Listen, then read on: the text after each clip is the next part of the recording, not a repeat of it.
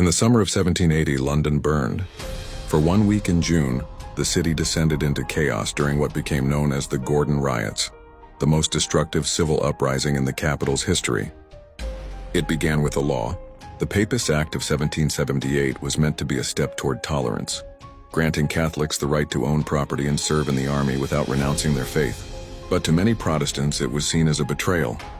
Britain was already locked in a desperate war with its own colonies in America, and France and Spain, Catholic powers, waited hungrily for Britain to falter.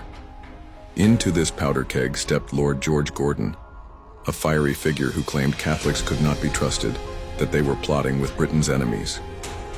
On June 2nd, tens of thousands of people, perhaps 60,000, marched on Parliament under Gordon's banner of "No Popery."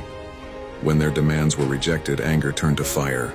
The city's Catholic chapels were destroyed, Irish neighborhoods were burned, Newgate Prison was stormed, and hundreds of inmates released into the night. For days, London belonged not to the Crown or Parliament, but to the mob. Drunkenness, looting, and arson swept the streets.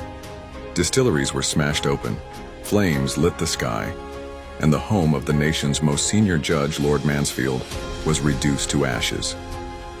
On June 7th, Black Wednesday, the mob turned on the Bank of England itself, the beating heart of Britain's finances.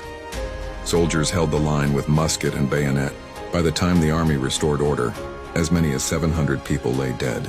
The Gordon riots were crushed, but the scars remained. Gordon himself was acquitted of treason, yet the world had seen Britain shaken to its core. Abroad, Catholic nations reconsidered alliances. At home, elites whispered of King Mob, a new power rising from the streets and the need for stronger policing, a shadow that would eventually lead to the creation of the Metropolitan Police.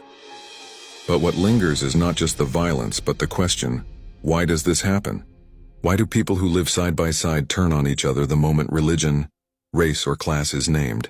Londoners of 1780 tore their city apart not only out of fear of Catholics, but from poverty, resentment, and the timeless lure of belonging to a cause, even one built on hate. And here we are centuries later, still drawing lines, tribe against tribe, faith against faith, working class against middle class, man against woman. Even now, the same divisions that set London ablaze whisper through our politics, our communities, our streets. The Gordon riots remind us, mobs are not born, they are made, out of fear, inequality, and voices that tell us our neighbor is the enemy.